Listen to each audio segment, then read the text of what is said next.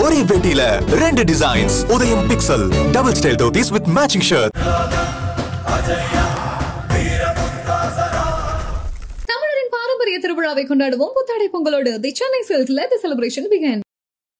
யார் அந்த காதலை சொன்னதுன்னு ஏன்னா மகள் மருமகள் மருமகன் எல்லாம் இருக்கும்போது அது சொல்லிட்டீங்கன்னா காதல் ரெண்டு பக்கம் பொங்கலும் பொங்கிருச்சுன்னு ரெண்டு நினைக்கிறேன். பக்கமும் பொங்கினது தான் காதல் சொல்லலாம். உண்மையாக ஃபஸ்ட்டு சொல்லணும்னா பெருமையாக இருக்குது. நான் இந்த குடும்பத்துக்கு மருமகளாக வந்திருக்கேன் அப்படின்னு சொல்லும்போது, ஏன்னா என்னை வெளியிலேருந்து வந்த ஒரு பொண்ணாக பார்க்காம உண்மையாக சொல்ல உங்கள் பொண்ணை காட்டிலும் ஒரு படி மேலே.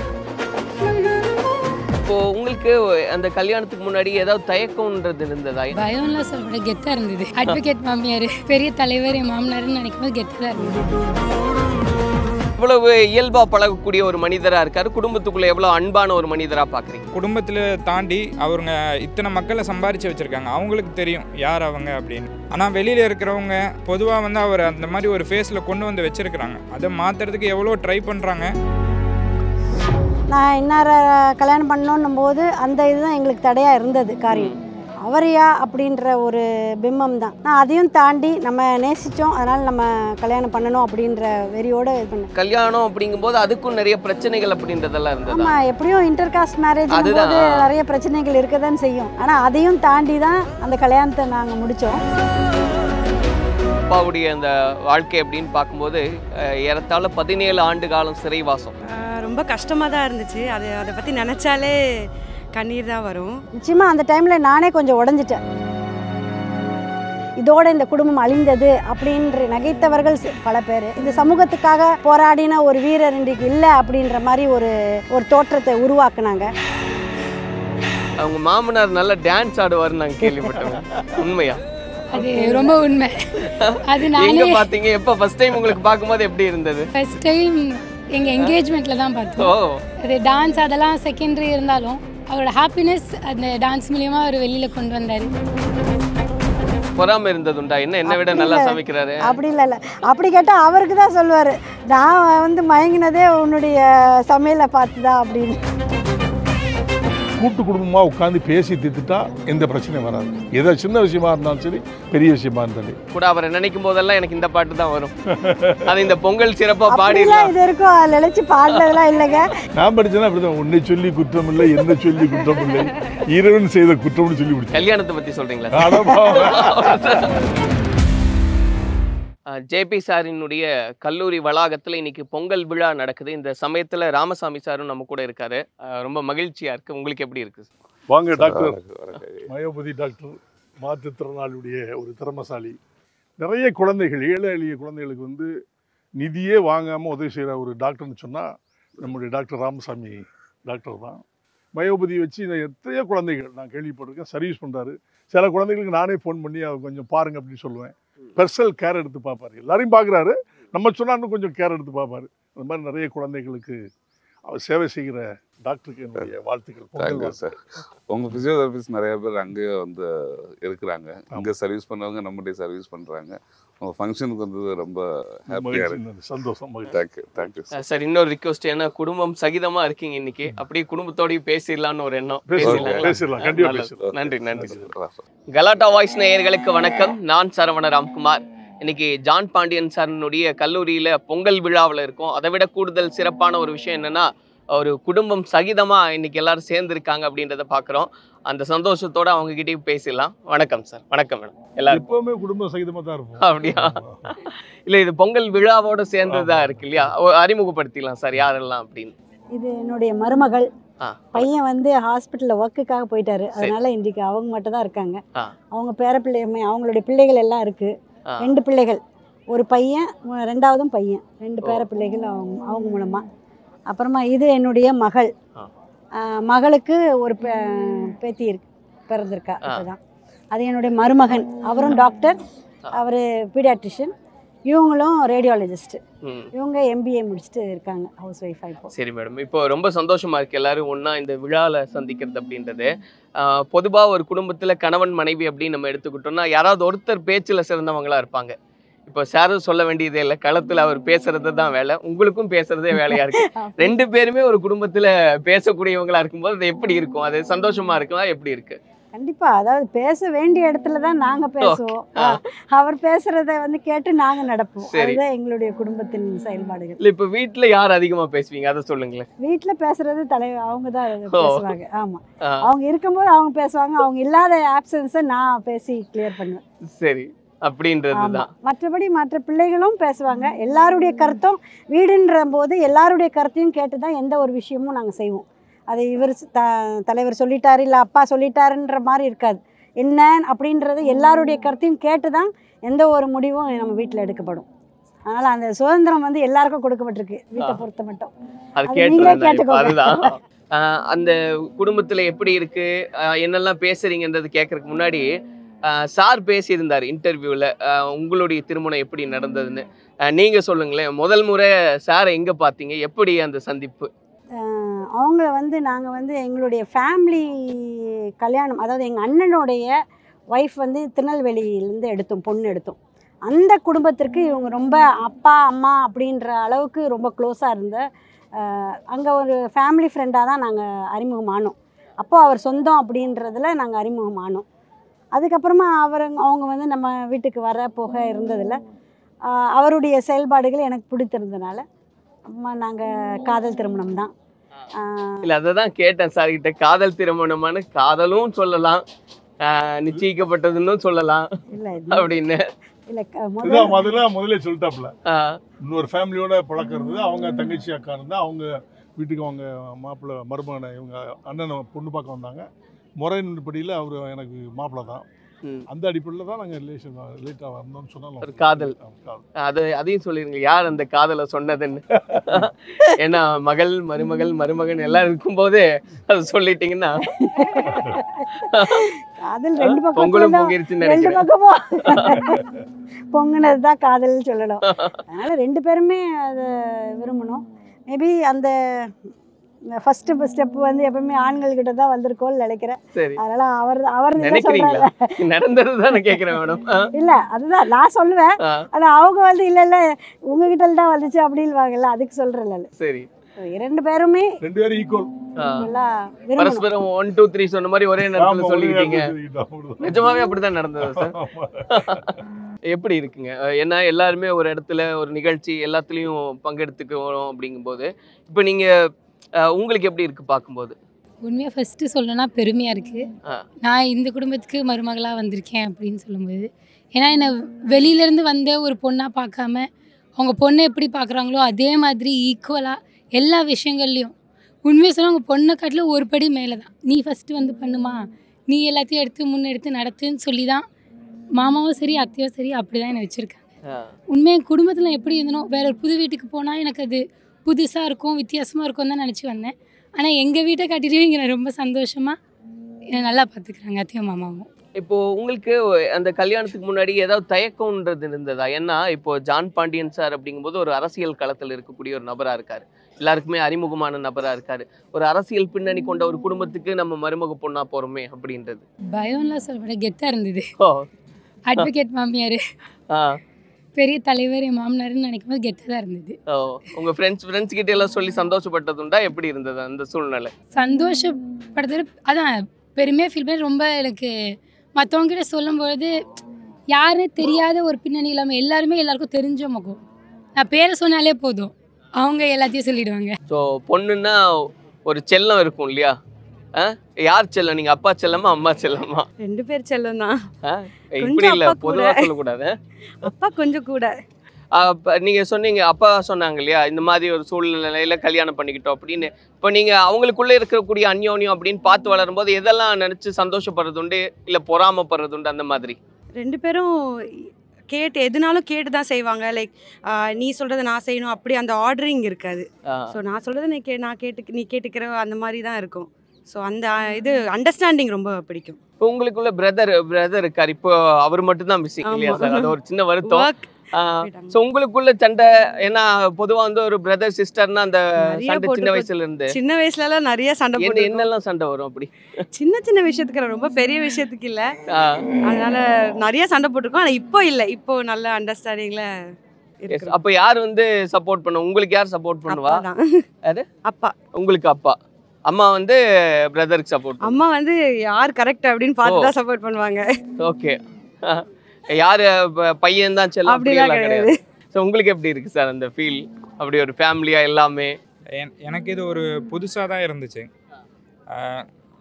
எங்களோட ஃபேமிலி பேக்ரவுண்ட் வந்து ஒரு நார்மலான ஃபேமிலி அப்படி இருக்கும்போது இந்த மாதிரி ஒரு பெரிய ஃபேமிலியில் வரும்போது எனக்கு அது புதுசாக தான் இருந்துச்சு இங்கே வந்து நான் நிறையா கற்றுக்க வேண்டியது இருந்துச்சு அதை கற்றுக்கிட்டு அதை எப்படி நம்மளால் என்னோட பங்களிப்பு எப்படி கொடுக்க முடியுமோ அதை கொடுக்கறதுக்கு நான் ட்ரை பண்ணிகிட்ருக்கேன். ஸோ உங்களுக்கு அந்த ஒரு இது இருந்ததா சார் இப்போ ஜான் பாண்டியன் சாரோடைய ஃபேமிலிக்குள்ளே நம்ம போக போகிறோம் அப்படிங்கும்போது ஏதாவது ஒரு தயக்கமோ இல்லை இனிஷியலாக இருந்துச்சு என்னெல்லாம் இருந்தது அது வெளியில் சொல்லுவாங்கல்ல நிறையா ஓகே நமக்கு உள்ளே வந்து பார்த்தா தான் என்னன்னு தெரியும்.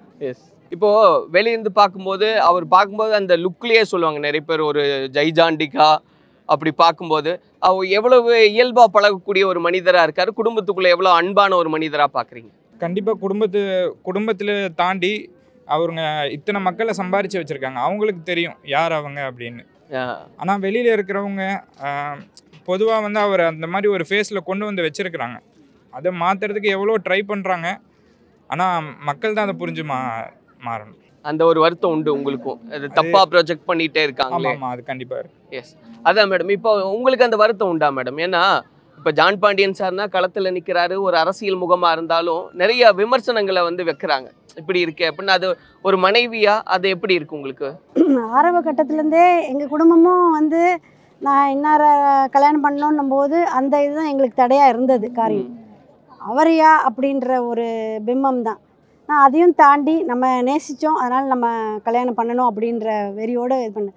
நம்ம உள்ளே வந்ததுக்கப்புறமா அவருடைய குணங்களை தெரியாமல் பல விஷயங்கள் அவளுக்கு எதிர்மாறான விஷயங்களாக தான் வெளியே பேசப்பட்டது. அப்போ இதை உடைக்க வேண்டும் அப்படின்ற ஒரு சபதத்தோடு தான் நான் என்னுடைய வாழ்க்கையை ஆரம்பித்தேன்.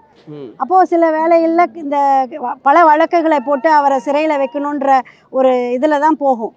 அப்போது அந்த மாதிரி சிறைவாசம் அப்படின்ற நிறைய வரும்போது குடும்பமும் அதுக்கு பாதிக்கப்பட ஆரம்பிச்சிச்சு. அப்போ தான் அது வெறிக்கொண்டு நான் என்னுடைய படிப்பை கண்டிப்பாக ஒரு லாயராக நின்னோம்னா நம்ம வந்து இதெல்லாம் மேற்கொண்டு வரலாம் அப்படின்ற ஒரு எண்ணத்தை ஏற்கனவே நான் சிறு வயதில் கொண்டே நான் வந்து லாயர் படிக்கணும் அப்படின்ற ஒரு ஆசை. வீட்டில் வந்து லாயர்னா அது நம்ம குடும்பத்துக்கு செட் ஆகாது அப்படின்னு சொல்லி என்னைய பிஎஸ்சியில் சேர்த்தாங்க. பிஎஸ்சி முடித்தேன். பட் எனக்கு வந்து லா ப்ரொஃபஷன் பண்ணணும் அப்படின்னு அது இந்த சூழ்நிலையும் எனக்கு அதுக்கேற்ற மாதிரி கொண்டு நிற்க வச்சிச்சு. இப்போ அது வெறி கொண்டு அந்த படிப்பை படித்து நம்ம இவருடைய இது வந்து வேறு மாதிரியான ஒரு தோற்றம் இல்லாமல் இன்றைக்கு அவர் தப்பாக போர்ட்ரேட் ஆகிருக்காரு அப்படின்றதுனால அதை எப்படியாவது மாற்றணும் அப்படின்றது தான் ஒவ்வொரு சூழ்நிலையும் நம்ம இப்போ அவர் அரசியலில் வந்து அவர் வரணும் அப்படின்றது எங்களுடைய ப்ரெஷர் ஜாஸ்தி இருந்துச்சுன்னு தான் சொல்லணும். குடும்பத்தின் சார்பாகவும் முந்தி வந்து சமூகத்திற்காக மட்டும் போராடிட்டு இருந்தார்.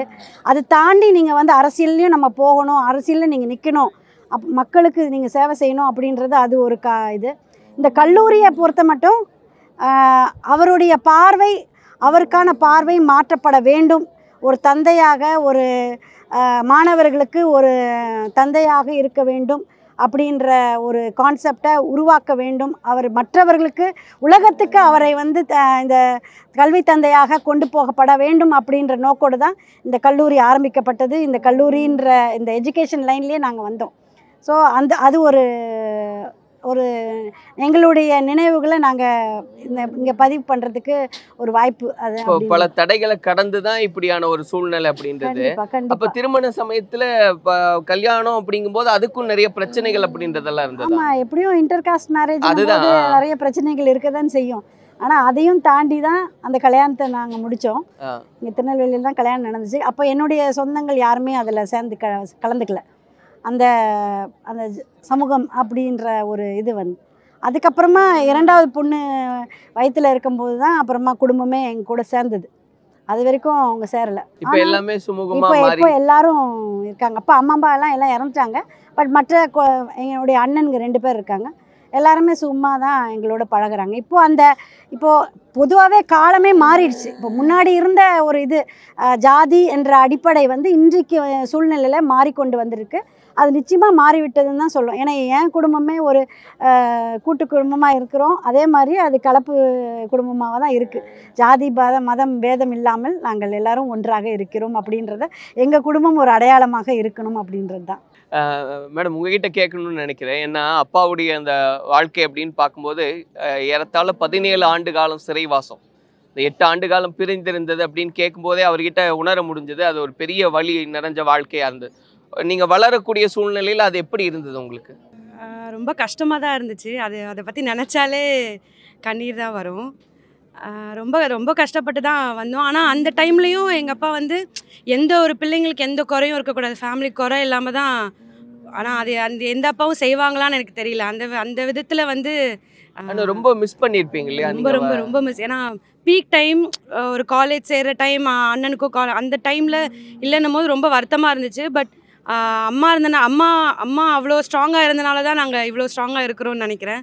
ஸோ 2 பேருமே அதில் வந்து அண்ணாவும் நீங்களும் அதை பற்றி பேசிக்கிட்டது உண்டா? இந்த மாதிரி அப்பா கலந்துக்க முடியல, இந்த மாதிரி ஒரு சூழ்நிலையில் அவர் சிறையில் இருக்காரு, ஃபேமிலியாக ஃபீல் பண்ணியிருக்கோம். 3 பேரும் சேர்ந்து இதில் டேடி இருந்தால் நல்லா இருந்திருக்குமே, அப்பா இதில் இல்லையே அப்படின்லாம் ஃபீல் பண்ணியிருக்கோம்.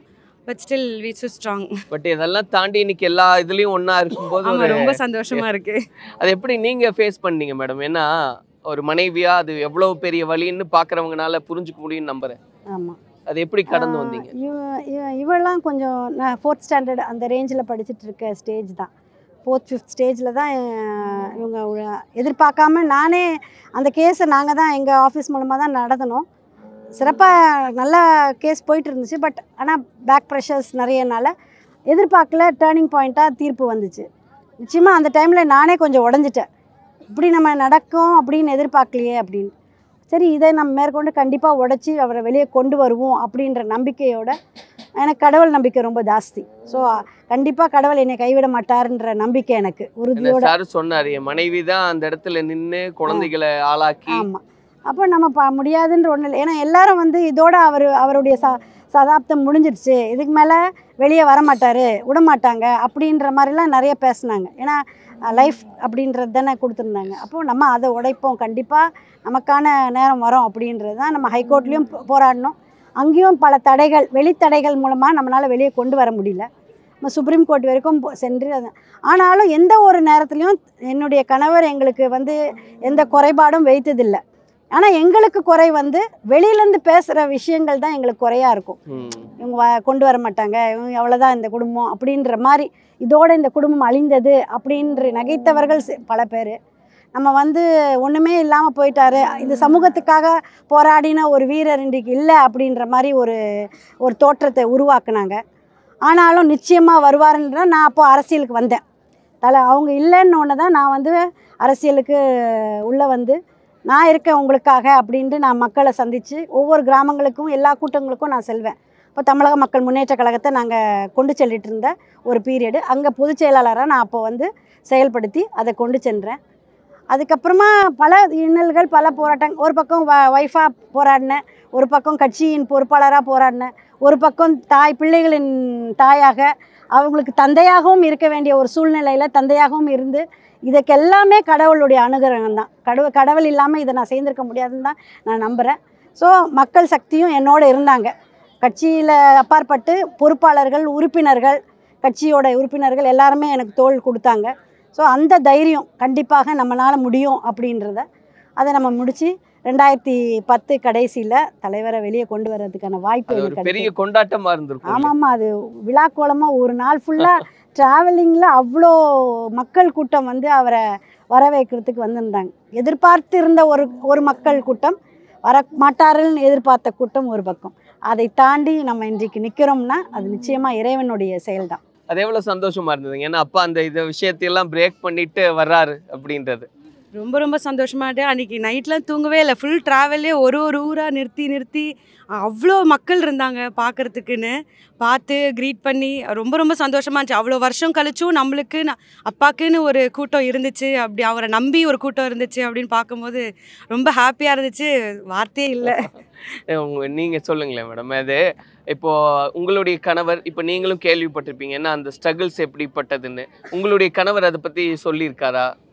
இந்த மாதிரி இவ்வளோ பெரிய பின்னணி எல்லாம் இருக்குது அப்படின்றதெல்லாம்? கண்டிப்பாக ஆரம்ப காலத்தில் எல்லாமே எனக்கு சொல்லியிருக்காரு. மாமா எவ்வளோ கஷ்டப்பட்டாங்க, இவ்வளோ பெரிய ஒரு சாம்ராஜ்யத்தை கட்டுறதுக்கு அவர் எவ்வளோ ஆண்டு பாடுபட்டிருக்காரு, எவ்வளோ அவர் கஷ்டப்பட்டிருக்காங்கன்னு சொல்லி அவர் எல்லாமே சொல்லியிருக்காங்க. அதே மாதிரி அவங்க அம்மா எவ்வளோ கஷ்டப்பட்டு அவரை சின்ன வயசுலேருந்து வளர்த்துருக்காங்க. ஒரு இம்பார்ட்டண்டான ஸ்டேஜ், ஒரு காலேஜ் படிக்க வைக்கணும், அதுவும் ஒரு டாக்டராக படிக்க வைக்கணும், எவ்வளோ கஷ்டம் இருக்கும். ஒரு தனியாக ஒரு லேடியாக அவங்க இவ்வளோ காரியத்தை பண்ணதை அவர் எனக்கு ஃபஸ்ட்டில் அந்த கல்யாண நாள் அந்த ஃபஸ்ட்டு டேலேருந்து எனக்கு எல்லாத்தையும் சொல்லியிருக்காரு. கேட்கும்போது உண்மையாக ரொம்ப இவ்வளோ ஒரு ஸ்ட்ராங்கான ஒரு உமனாக இருந்து ஒரு குடும்பத்தை நடத்தியிருக்காங்க, ஒரு கட்சியை நடத்தியிருக்காங்கன்னு சொல்லி ஒரு லேடினாலேயும் முடியும் அப்படின்னு சொல்லி ஒரு இன்ஸ்பிரேஷனே எனக்கு அவர் அத்தையை பற்றி சொல்லும் போது தான் எனக்கு கிடச்சிது. இப்போ இதெல்லாம் தாண்டி ஒரு சந்தோஷமான நாளில் இருக்கும், சந்தோஷமாக நிறைய விஷயம் பேசணும்னு நினைக்கும் போது அவங்க மாமனார் நல்லா டான்ஸ் ஆடுவார்னு நான் கேள்விப்பட்டேன். உண்மையா? அது ரொம்ப உண்மை. அது நானே பார்த்தீங்க. எப்போ ஃபர்ஸ்ட் டைம் உங்களுக்கு பார்க்கும்போது எப்படி இருந்தது? ஃபர்ஸ்ட் டைம் எங்கள் என்கேஜ்மெண்ட்டில் தான் பார்த்தோம். ஓ, அது எப்படி இருந்தது உங்களுக்கு? அவர் அவ்வளோ ஹாப்பியாக ஃபீல் பண்ணி ரியாக்ட் பண்ணது? ஃபுல்லாக அவரோட ஹாப்பினஸ் தான் அதில் தெரிஞ்சிச்சு. அது டான்ஸ் அதெல்லாம் செகண்டரி இருந்தாலும் அவரோட ஹாப்பினஸ் அந்த டான்ஸ் மூலியமாக அவர் வெளியில் கொண்டு வந்தார். அவர் அவ்வளோ ஹாப்பியாக இருக்காருன்னு அவள் பார்க்க முடிஞ்சது. ஏன் மேடம் சார் அந்த ஃபெஸ்டிவல் அப்படி டான்ஸ் ஆடுறதோட சரியா இல்லை டூயட்டா ரெண்டு பேரும் சேர்ந்து கூட? எப்பாவது இந்த மாதிரி ஃபேமிலி கேதரிங்கில் தான். மற்றபடி நாங்கள் அதுக்கான நேரமும் கிடையாது, அதுக்கான வழிகளும் நம்ம ஆரம்ப காலத்தில் அப்படிலாம் நாங்கள் டான்ஸ் ஆடி இருக்கிறதுக்கு மகிழ்ச்சியான சூழ்நிலைகளே இருந்ததில்லை. ஏன்னா அவர் எப்போ வெளியே போயிட்டு வர வரைக்கும் எனக்கு உள்ள ஒரு இது இருக்கும், வந்தாதா அப்படின்ற சூழ்நிலைகள்லாம் ஒரு காலகட்டத்தில் இருந்துச்சு.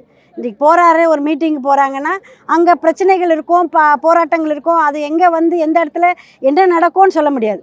அப்போது அந்த வீட்டுக்கு வந்ததுக்கு அப்புறமா தான் இன்றைக்கு வந்துட்டாங்க அப்படின்ற ஒரு சூழ்நிலை. அந்த மாதிரி இருக்கும்போது அது இறுக்கமான சூழ்நிலைகள் தான் ஆரம்ப கட்டங்களில் நம்ம சொல்லணும். அது பிள்ளைங்க வளர்ந்து இவங்க வெளியே உண்மையிலேயே மலர்ச்சியான காலகட்டங்கள் அப்படின்னு சொன்னோம்னா அது அவங்க வெளியே வந்ததுக்கான காலங்கள் அப்புறமா தான் சொல்லணும். இன்றைக்கு நம்ம சந்தோஷமாக இருக்கிறோம் அப்படின்றது. அதுக்கு முன்னாடி ஒரு இறுக்கமான சூழ்நிலைகள் தான் எப்பவுமே இருக்கும். ஆனால் இப்போ அது எல்லாமே கடந்துருச்சு அப்படின்னு தானே மேடம் பார்க்குறீங்க? இல்லை இன்னுமே அந்த விஷயங்கள்லாம் அங்கங்கே சில விஷயங்கள் இருக்குது. ஆனால் இன்றைக்கு இவரை பார்க்கப்படுகிற பார்வை இன்றைக்கு கொஞ்சம் மாறி இருக்கு. பொதுவான ஆளாக எல்லோராலும் அரவணைக்கப்பட்டு எல்லா சமூகமும் இன்றைக்கு அவரை ஏற்றுக்கொள்கிறது. இப்போ அது எதில் நமக்கு தெரிஞ்சுன்னா, நம்ம கல்யாணம் பொண்ணுக்கும் கல்யாணம் நடந்துச்சு, பையனுக்கு இங்கே தான் கல்யாணம், இதே கிரவுண்டில் தான் கல்யாணம் நடந்துச்சு. அதில் எல்லா கம்யூனிட்டிலேருந்து எல்லா தலைவர்களையும் இவங்களுடைய பிரதிநிதித்துவத்தை காமிக்கிறதுக்காக நாங்கள் உங்களோடு இருக்கிறோம் அப்படின்றத ஒரு பதிவை வைக்கிறதுக்காக எல்லாரும் வந்திருந்தாங்க. மணமக்களை ஆசீர்வதித்து போனாங்க. அதே மாதிரி திருமணம் சென்னையில் நடந்துச்சு மகளுக்கு, அதுக்கும் எல்லா தலைவர்களும் அது ஒரு மிகப்பெரிய ஒரு அங்கீகாரம்னு நான் நினைக்கிறேன். ஏன்னா இன்றைக்கு அந்த சூழ்நிலை மாறி இருக்கிறது, இவரை பார்க்கும் பார்வை மாறி இருக்கிறதுன்றதை நான் எடுத்துக்கிறேன் நான். ஏன்னா எல்லாரும் ஏற்றுக்கிட்டாங்கல்ல, இவர் ஒரு சமூகத்துக்காக போராடினவர், இன்று அரசியல் ரீதியாக மக்களுக்காக போராடுகிறார் அப்படின்றதா பொதுவான மனுஷன் அப்படின்ற இன்றைக்கு ஒரு தாட் எல்லார் மனசுலையும் வந்திருக்கிறது. அது மாபெரும் வெற்றி. நான் நினைத்த காரியம் இன்றைக்கு முக்கால்வாசி நிறைவேறியிருக்குன்னு நினைக்கிறேன் நான். ஆமாம் சார், அவங்க மாமனார் நல்லா சமைப்பாரு அப்படின்னு கேள்விப்பட்டோம். நீங்கள் சாப்பிட்ருக்கீங்களா? இல்லையா? நீங்கள் சாப்பிட்டது இல்லை, சாப்பிட்டு பாருங்க சரியா? ஆக்சுவலாக அப்பா சமைப்பாரு, அதுவும் கொஞ்சம் வருஷங்களுக்கு முன்னாடி எல்லாம் மட்டன் பயங்கரமாக சமைப்பாருன்னு கேள்விப்பட்டோமே. ஃபுல்லாக சமைக்க மாட்டேன், எப்பயாவது ஒரு வாட்டி. லைக் கடைசியாக ஃப்ரை மட்டும் பண்ணிட்டு போயிடுவார் அப்படிலாம் இல்லை. ரெசிபிலாம் ஃபுல்லாக சூப்பராக சொல்லுவாங்க, நீ இப்படி செய்யணும் அப்படி செய்யணும்னு செஞ்சுருக்காங்க. எப்பயாவது ரொம்ப ரேர் தான். ஆனால் செஞ்சு கொடுத்து நீங்கள் அடம் பிடிச்சதுண்டா? ஞாபகம் இருக்கா சின்ன வயசுல அப்பா இது நீ செஞ்சு தாப்பா அப்படின்னு? அப்படியெல்லாம் எதுவும் இல்லை. சரி, அம்மாவே சூப்பரா சமைப்பாங்க, அதனால அந்த வாய்ப்பு வந்ததில்லை. உங்களுக்கு ஏதோ பொறாம இருந்தது உண்டா மேடம்? ஏன்னா அவர் சொன்னார் நான் நல்லா சமைப்பேன், அதுவும் மட்டன் எல்லாம் அடிச்சுக்க முடியாது. சமைப்பாங்க, எல்லாம் நல்லா சமைப்பாங்க. நாங்கள் வச்சு 1 மாதத்துக்கு வச்சிருக்க சாமான் எல்லாத்தையும் ஒரே நாளில் காலி பண்ணிட்டு போயிடுவாங்க. அதனால அவர் சமையல் கட்டு பக்கம் வர விட மாட்டோம். இது வீட்டுக்கு தானே சமைப்பார், இல்லை மாநாட்டுக்கு சமைப்பாரு? இல்லை வீட்டுக்கு தான்.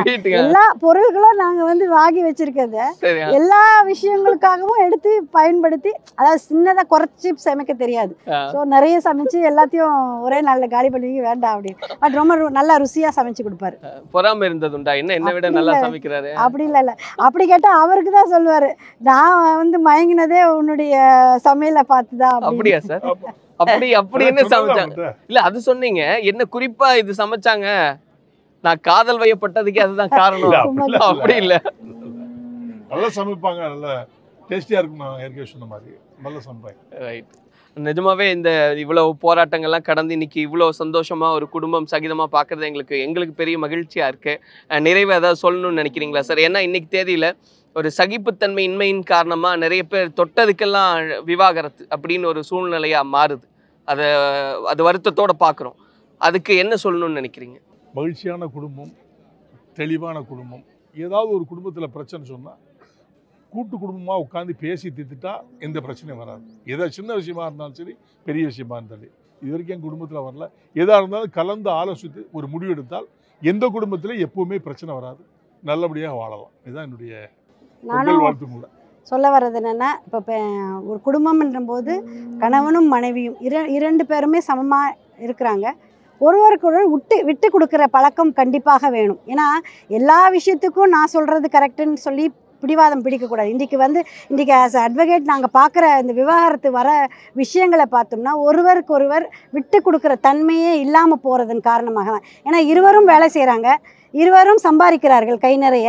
அப்போ நான் ஏன் அவர் சொல்கிறத கேட்கணும் நான் அப்படின்றது இல்லை, நான் வந்து எந்த விதத்தில் குறைந்தவள் அப்படின்றது நினைக்கிறேன். ஆனால் நான் வந்து சொல்கிறது வந்து நம்ம விட்டு கொடுத்தோம்னா குடும்பம் நமக்கு சார்ந்து நம்ம இருக்கிறோம். ஏன்னா பெண்கள்ன்றாலே எல்லா விஷயத்தையும் கடந்து வர வேண்டும். இப்போ ஆண்களுக்கு கூட கடவுள் நான் சொல்கிறது எப்பவுமே, கடவுள் வந்து ஆண்களை வந்து ஒரு சில விஷயங்களை செய்ய தான் உலகத்தில் படைத்திருக்கிறார். ஆனால் பெண்களை பொறுத்த மட்டும் எல்லா விஷயங்களும் கவனிக்கின்ற ஒரு மல்டி டாஸ்க் உமனாக தான் கடவுள் நம்மை படைத்திருக்கிறார். அப்போது மல்டி டாஸ்கினும் போது நம்ம எல்லா விஷயமும் குடும்பத்தை பார்க்க வேண்டும், வேலைக்கு போக வேண்டும், வீட்டில் காரியங்களை செய்ய வேண்டும், சமூகத்திற்காக நம்ம பேச வேண்டும். அப்படின்னும் போது எல்லா விஷயத்தையும் பேசும்போது குடும்பத்தில் அங்கே இருக்கிற தலைமைக்கு, அதாவது நம்மளுடைய கணவருக்கு நமக்கு சில விஷயங்களை விட்டு கொடுக்குறதுல தப்பு கிடையாது.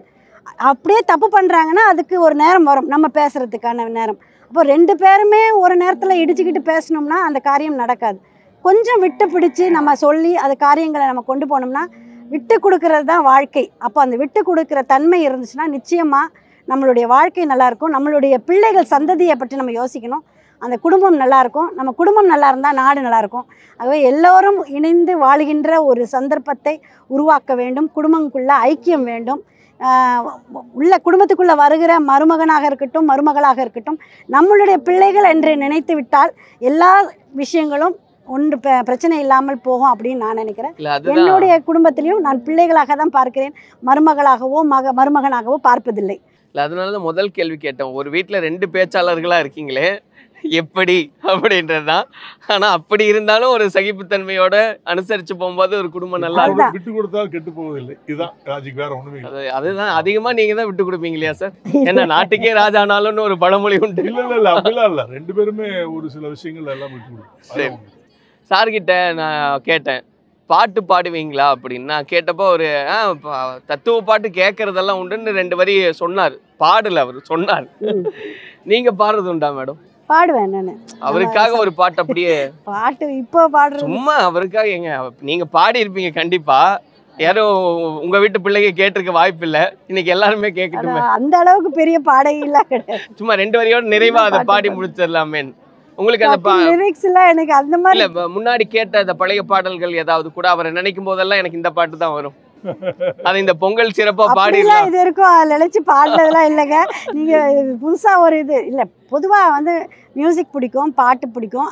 அது நம்ம வந்து கிறிஸ்டியன் கலாச்சாரத்தில் வளர்ந்தனால நிறைய பாட்டுகள் பாடுவோம். ஏதோ நினைவில் இருக்கிற பாட்டு அவருக்காக ஒன்று பாடிட்டீங்கன்னா இந்த பொங்கலை சிறப்பா நிகழ்ச்சி நிறைவு செய்யலாம். நான் படிச்சேன்னா அப்படிதான், உன்னை சொல்லி குற்றம் இல்லை, என்ன சொல்லி குற்றம் இல்லை, இறைவன் செய்த குற்றம்னு சொல்லி முடிச்சேன். கல்யாணத்தை பத்தி சொல்றீங்களா? சும்மா அதோட பாடி கூட. வெள்ளை புறா ஒன்று ஏங்குது கையில் வராமலே உதவிருக்கு. அதுக்கப்புறம் பாட்டு, காதல் பாட்டுனா சமாதான பாட்டு பாடி. காதல் பாட்டுலாம் வரல இப்போ நம்மளுக்கு. ரொம்ப சந்தோஷம் உங்க எல்லாரையும் சந்திச்சதுல. எல்லாருக்குமே எங்களுடைய பொங்கல் வாழ்த்துக்களை தெரியப்படுத்திக்கிறோம். இதே போல என்றும் இந்த மகிழ்ச்சி நிலைக்கட்டும். எங்களுடைய வாழ்த்து. நன்றி நன்றி, ரொம்ப சந்தோஷம். ஒரே பெட்டியில 2 designs. Udhayam pixel double style dhotis with matching shirt. தமிழரின் பாரம்பரிய திருவிழாவை கொண்டாடுவோம் புத்தாடை பொங்கலோடு. The Chennai சில்க்ஸ்ல the celebration begin.